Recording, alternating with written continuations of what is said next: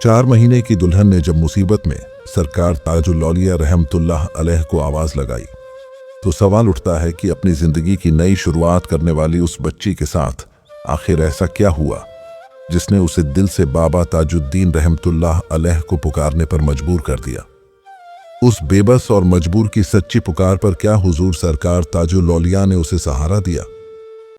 ये तो हम सब बखूबी जानते हैं कि जो दिल से बाबा हुजूर को पुकारता है उसकी मदद के लिए हुजूर सरकार ताजुल औलिया रहमतुल्लाह अलैह खुद तशरीफ ले आते हैं और अपना करम फरमाते हैं। लेकिन आज का ये वीडियो आपको बाबा हुजूर की एक ऐसी निस्बत से रूबरू करवाने वाला है जिसके बारे में आगे इस वीडियो में बताया जाएगा। अगर आपने अभी तक हमारे चैनल ताजी वॉइस को सब्सक्राइब नहीं किया है तो सब्सक्राइब कर लीजिए, क्योंकि इसी तरह की हकीकत और रूहानियत से भरपूर वीडियो हम आपके लिए लाते रहते हैं।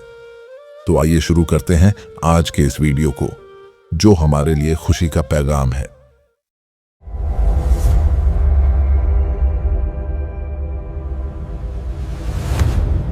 ये वाकया है नसरीन का। नसरीन नागपुर की रहने वाली है। उसके वालिद मुश्ताक साहब हैं जो नागपुर के एक स्कूल में टीचर हैं।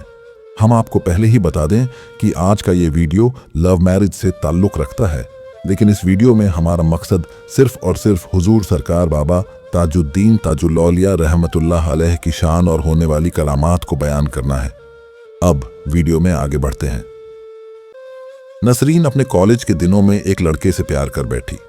जब इस बात की खबर उसके वालिद मुश्ताक साहब को हुई तो उन्होंने नाराजगी जताते हुए कहा कि मेरी मर्जी के बिना तुम कोई कदम नहीं उठाओगी, और अगर तुमने कुछ गलत किया और मेरी इज्जत के साथ खिलवाड़ किया तो याद रखना, मैं हमेशा हमेशा के लिए तुमसे अपना रिश्ता तोड़ दूंगा।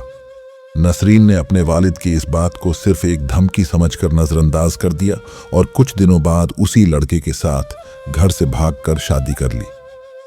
नसरीन ने जिस लड़के से प्यार किया और शादी की उसका नाम मुकित था। मुकित मुंबई का रहने वाला था। जब नसरीन शादी करके मुंबई पहुंची तो मुकित ने उसे बताया कि उसके घर में कुल 4 लोग रहते हैं, उसके वालिद, अम्मी और उसकी छोटी बहन। नसरीन तो शादी करके मुंबई जा चुकी थी, लेकिन इधर मुश्ताक साहब अपनी बेटी की इस शादी से जरा भी खुश नहीं थे। लोगों ने उन्हें समझाने की बहुत कोशिश की, मगर उन्होंने हर किसी की बात को टालते हुए साफ कह दिया कि अब से वो न मेरी बेटी है और न मैं उसका बाप। नसरीन ने अपने वालिद से बात करने की बहुत कोशिश की, लेकिन मुश्ताक साहब ने उससे बात करने से इनकार कर दिया। इसी तरह 1 महीना गुजर गया। तब नसरीन के ससुराल वालों ने उससे कहा कि शादी को 1 महीना हो गया है, लेकिन न तो तुम्हारे वालिद और न ही तुम्हारे घर का कोई शख्स तुमसे मिलने आया है। मिलने की बात तो दूर, वो लोग तुमसे फोन पर भी बात नहीं करते। इस पर नसरीन ने अपने ससुराल वालों से कहा कि हो सकता है अभी उसके वालिद उससे नाराज हों, इसलिए बात नहीं कर रहे हों। कुछ दिन और इंतजार कर लीजिए, उसके वालिद जरूर उससे मिलने आएंगे। इस तरह नसरीन ने उन्हें समझाकर यकीन दिला दिया और वो लोग कुछ दिनों के लिए खामोश हो गए। लेकिन ससुराल वालों की यही खामोशी नसरीन की जिंदगी में एक दिन इतना बड़ा तूफान लाने वाली थी जिसके बारे में उसने कभी सोचा भी नहीं था। नसरीन को ये एहसास तो हो चुका था कि उसके ससुराल वालों के इरादे ठीक नहीं हैं, फिर भी वो खामोश रही और हर रोज अपने वालिद को फोन करती रही, मगर मुश्ताक साहब ने नसरीन के किसी भी कॉल का जवाब नहीं दिया। एक रोज मुश्ताक साहब शाम के वक्त हजरत बाबा ताजुद्दीन रहमतुल्लाह अलैह के दरबार शरीफ पहुंचे। बाबा हुजूर के दरबार में खड़े होकर अर्ज करने लगे कि बाबा जान, मेरी बेटी ने मेरे दिल पर बहुत गहरी चोट पहुंचाई है।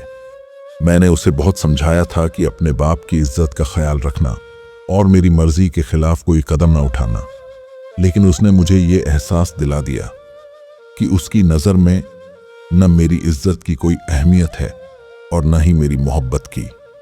मुश्ताक साहब के दिल में जितना दर्द था उन्होंने अपना सारा दर्द बाबा हुजूर के सामने रख दिया और नसरीन के लिए दिल में जो भी नाराजगी थी वो सब बयान कर दी। लेकिन बाप का दिल तो बेटी के लिए कहीं ना कहीं पिघल ही जाता है।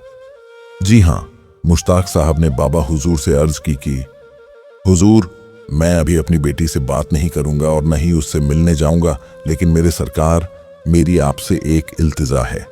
आपकी नज़र कुल कायनात पर है। एक बाप की इल्तिजा है कि मैं न सही लेकिन आप मेरी बेटी पर अपनी खास नज़र बनाए रखें। उसे हमेशा अपनी निस्बत के साए में रखें और उसकी हर मुसीबत, हर परेशानी में उसकी रहनुमाई करें। इस तरह मुश्ताक साहब ने बाबा ताजुद्दीन रहमतुल्लाह अलैह से अपनी बेटी के लिए खूब इल्तिजाएं की और अपनी बेटी को बाबा ताजुद्दीन रहमतुल्लाह अलैह की रहनुमाई के हवाले कर दिया। इसी तरह 1 महीना और गुजर गया और नसरीन के ससुराल वालों ने उससे कहा कि अब तो 2 महीने हो चुके हैं और अभी तक तुम्हारे वालिद यहाँ नहीं आए। इस पर नसरीन ने जवाब दिया कि जब उसके वालिद का गुस्सा ठंडा हो जाएगा तो वो खुद ही आ जाएंगे, फिर आप लोग उनके न आने से इतने परेशान क्यों हैं। तब ससुराल वालों ने कहा कि शादी को 2 महीने हो गए हैं और अब तक तुम्हारे वालिद का गुस्सा ठंडा हो जाना चाहिए था, ताकि वो यहाँ आकर अपनी बेटी को उसका दहेज दे सके और अपने दामाद को तोहफा दे सके। ये सुनकर नसरीन ने कहा कि मतलब आप लोगों को मेरे वालिद की नहीं बल्कि मुझे मिलने वाले दहेज और पैसों की फिक्र है। इस पर ससुराल वालों ने सफाई देते हुए कहा कि हम ये सब अपने लिए नहीं बल्कि तुम्हारे और तुम्हारे शौहर के लिए बोल रहे हैं, मगर तुम हमें गलत समझ रही हो। इसी तरह रोज रोज ससुराल वाले नसरीन को ताने देने लगे और उसे परेशान करने लगे, जिस वजह से नसरीन और उसके ससुराल वालों के बीच हर दिन झगड़े होने लगे। कुछ दिनों तक नसरीन का शौहर मुकित खामोश रहा, लेकिन बाद में वो भी अपने घर वालों की बातों में आकर नसरीन को परेशान करने लगा। तब नसरीन ने अपने शौहर से कहा कि अगर तुम्हें दहेज चाहिए था तो पहले ही बता देते। मैं तो तुम्हारे साथ सिर्फ इस यकीन के साथ आई थी कि तुम दौलत से नहीं मुझसे प्यार करते हो, लेकिन अब अपने घर वालों की बातों में आकर तुम भी मुझे परेशान करने लगे हो। अपनी इस परेशानी के चलते नसरीन ने अपने वालिद से बात करने की बहुत कोशिश की, लेकिन उसके वालिद मुश्ताक साहब ने उससे बात नहीं की। अब सारे राज खुल चुके थे। नसरीन को सब कुछ साफ साफ समझ आ गया था कि उसके ससुराल वाले और उसका शौहर उसे पैसों के लिए परेशान कर रहे हैं और ये परेशानी हर रोज बढ़ती जा रही थी। नसरीन के ससुराल वाले उस पर इस कदर जुल्म करने लगे थे कि कभी कभी उसे खाना तक नहीं दिया जाता था और उसे दिन रात भूखा रखा जाता था। अब तो नसरीन के हाथ से उसका फोन भी छीन लिया गया था और उसके पास अपने लिए सिर्फ दुआ करने के सिवा कोई रास्ता नहीं बचा था। नसरीन ने अपने शौहर को समझाने की बहुत कोशिश की, लेकिन उसकी बात सुनकर उसका शौहर उसे मारने पीटने लगा। नसरीन जैसे पूरी तरह एक पिंजरे में कैद हो चुकी थी। फिर एक दिन नसरीन के ससुराल में कुछ लोग आए। नसरीन ने देखा कि वो तकरीबन 5 से 6 लोग थे। उन्होंने घर देखा और घर वालों के बारे में पूछा, लेकिन जब उनकी नज़र नसरीन पर पड़ी और उन्होंने पूछा कि ये कौन है, तो ससुराल वालों ने कहा कि ये हमारे बड़े बेटे की विधवा बीवी है। हमारा बड़ा बेटा अब इस दुनिया में नहीं रहा। ये झूठ सुनकर नसरीन दंग रह गई और खामोशी से अपने कमरे में चली गई। 2 दिन बाद नसरीन ने चुपके से उनकी सारी बातें सुनी। वो लोग आपस में बात कर रहे थे कि जब भी लड़की वाले हमारे घर आए तो नसरीन को एक कमरे में बंद कर देना, ताकि ये कोई बखेड़ा न खड़ा कर दे। ये सुनकर नसरीन अपने आप को रोक न सकी और उनसे कहने लगी, मतलब आप लोग मेरे होते हुए मेरे शौहर की दूसरी शादी कराने वाले हैं। ये सुनते ही ससुराल वाले थोड़ी देर के लिए घबरा गए, फिर नसरीन को मारने पीटने लगे। नसरीन ने रोते हुए पूछा कि तुम लोग ऐसा क्यों कर रहे हो, मैंने तुम्हारा क्या बिगाड़ा है। इस पर उन्होंने धमकाते हुए कहा कि अगर अपनी जिंदगी चाहती है तो मुंह बंद रख, अगर कुछ भी गड़बड़ करने की कोशिश की तो अंजाम बहुत बुरा होगा। अपनी जिंदगी को इस हाल में देखकर नसरीन फूट फूट कर रोने लगी और अपने वालिद को याद करके कहने लगी कि काश उसने अपने वालिद की बात मान ली होती और यहाँ न आई होती। मैं क्या थी और क्या हो गई हूँ। वो अपनी किस्मत पर बहुत रो रही थी। उसी रात जब नसरीन का शौहर घर आया तो नसरीन ने उससे पूछा कि आप मेरे साथ ऐसा क्यों कर रहे हो। इस पर मुकित ने कहा कि कल मेरे घर वाले लड़की के घर जाने वाले हैं मेरा रिश्ता पक्का करने। तेरे बारे में जो सोचना होगा वो उसके बाद सोचूंगा। नसरीन ने अपने शौहर को बहुत समझाया, लेकिन उसने उसकी तकलीफ को नजरअंदाज किया और उसे कमरे में अकेला छोड़कर चला गया। रात के 12:30 बज रहे थे। नसरीन अपनी आंखों में आंसू लिए एक पुकार लगाती है। जी हाँ, नसरीन की जबान पर हुजूर सरकार बाबा ताजुद्दीन ताजुल्लौलिया रहमतुल्लाह अलैह का नाम मुबारक आ गया। नसरीन ने रोते हुए कहा, बाबा जान मेरी मदद करो, मैं अपनी जिंदगी के सबसे डरावने वक्त में फंसी हुई हूँ, मुझे इस तकलीफ से छुड़ा लीजिए। तकरीबन 2 घंटे तक नसरीन यूं ही बाबा ताजुद्दीन रहमतुल्लाह अलैह को पुकारती रही, आंखों में आंसू लरसते होंठ और कपकपाते हुए हाथ। उसकी पुकार के साथ उसके दिल का सारा दर्द निकलता रहा। बस फिर क्या था, नसरीन की सच्ची पुकार बाबा हुजूर की बारगाह में पहुंच गई और हुजूर सरकार ताजुल्लौलिया ने अपना करम फरमा दिया। जी हाँ, हुआ कुछ ऐसा कि वही शौहर जो नसरीन को मारता पीटता था, उसे भूखा प्यासा तड़पाता था और एक कमरे में उसके दर्द के साथ कैद कर चुका था, उसी शौहर ने रात करीब 2:30 बजे नसरीन के कमरे का दरवाजा खोला। वो नसरीन के पैरों में गिर पड़ा और उससे माफी मांगने लगा। जी हाँ, सिर्फ 2 घंटे पहले जो शख्स नसरीन की जान का दुश्मन बना हुआ था, वहीं 2 घंटे बाद उसके पैरों में पड़ा माफी मांग रहा था। ये देखकर नसरीन हैरान थी कि आखिर ये सब कैसे हो गया। अचानक मुकित को अपनी तमाम गलतियों का एहसास हो गया और उसने सब कुछ भुलाकर नसरीन को एक अच्छी और बेहतर जिंदगी देने का वादा किया। नसरीन ने हैरानी से पूछा कि क्या आप सच बोल रहे हो? इस पर मुकित ने कहा कि हाँ, मुझसे बहुत बड़ी गलती हो गई है, मैंने तुम्हें बहुत तड़पाया और तकलीफ दी है, हो सके तो मुझे माफ कर देना। मुकित ने नसरीन से यह भी कहा कि अब हम यहाँ इन लोगों के बीच नहीं रहेंगे, हम दोनों कल ही नागपुर के लिए रवाना हो जाएंगे और वहीं रहेंगे।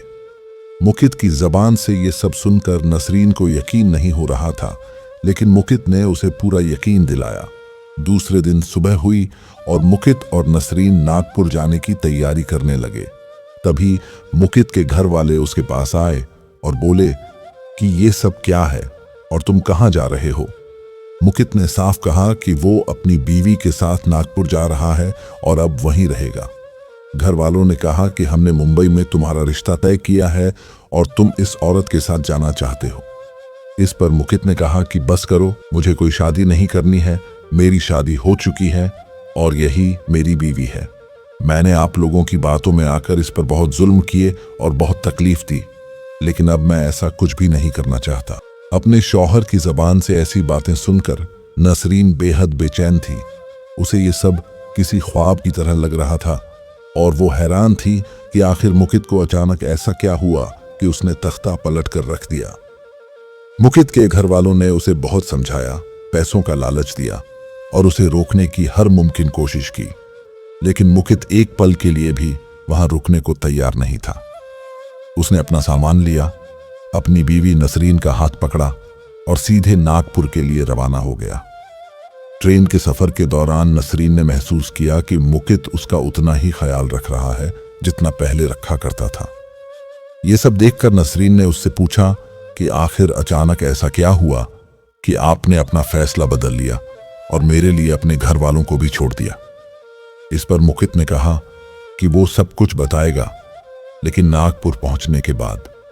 सफर के बाद मुकित और नसरीन दोनों मुश्ताक साहब यानी नसरीन के वालिद के घर पहुंचे। जैसे ही नसरीन ने अपने वालिद को देखा, वो उनसे लिपटकर रोने लगी, उनसे माफी मांगी और अपनी गलती पर शर्मिंदा हुई। मुश्ताक साहब की आंखों में भी आंसू थे। मुकित ने उनसे कहा कि अब हम नागपुर में ही रहेंगे। ये सुनकर मुश्ताक साहब ने कहा कि ठीक है, अब से तुम लोग इसी घर में रहोगे। दूसरे दिन नसरीन ने मुकित से फिर पूछा कि आपने अब तक ये नहीं बताया कि उस रात आपके साथ आखिर क्या हुआ था। इस पर मुकित ने कहा कि हमें ताजाबाद जाना है, चलो वहां चलकर सब कुछ बताता हूं। मुकित और नसरीन ताजाबाद शरीफ पहुंचे। दरबार शरीफ में ज़ियारत की और वहीं बैठकर मुकित ने नसरीन से कहा कि जिस रात मैं तुम्हें कमरे में बंद करके चला गया था और सो गया था, उसी रात मेरे ख्वाब में बाबा ताजुद्दीन रहमतुल्लाह अलैह आए। उनके हाथ में एक चमकती हुई तलवार थी और चेहरे पर जलाल था। बाबा हुजूर ने सख्त आवाज में मुझसे कहा कि तेरे पास सिर्फ 2 दिन हैं, बच्ची से माफी मांग और जिस तरह पहले खुश रखता था वैसे ही खुश रखना। अगर ऐसा नहीं हुआ तो तू अपने जिस्म का गोश्त नोचेगा। बच्ची को रुलाता है, अब रुलाकर दिखा। ये सब सुनकर नसरीन की आंखें भर आईं और उसने कहा कि हाँ, उसी रात उसने रोते रोते बाबा जान को आवाज लगाई थी और तकरीबन 2 घंटे तक बाबा जान को पुकारा था। अब नसरीन को समझ आ गया कि जो कुछ भी हुआ सब हुजूर सरकार ताजुल औलिया रहमतुल्लाह अलैह की मेहरबानी से हुआ है। इस तरह बाबा हुजूर ने मुश्किल में फंसी एक 4 महीने की दुल्हन को उसकी जिंदगी की खुशियां दोबारा लौटा दी।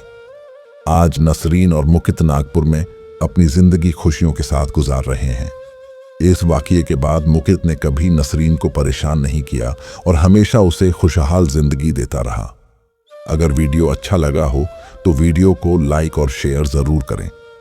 फिर मुलाकात होगी एक और हकीकत नुमा वाकये के साथ। तब तक के लिए अल्लाह हाफिज।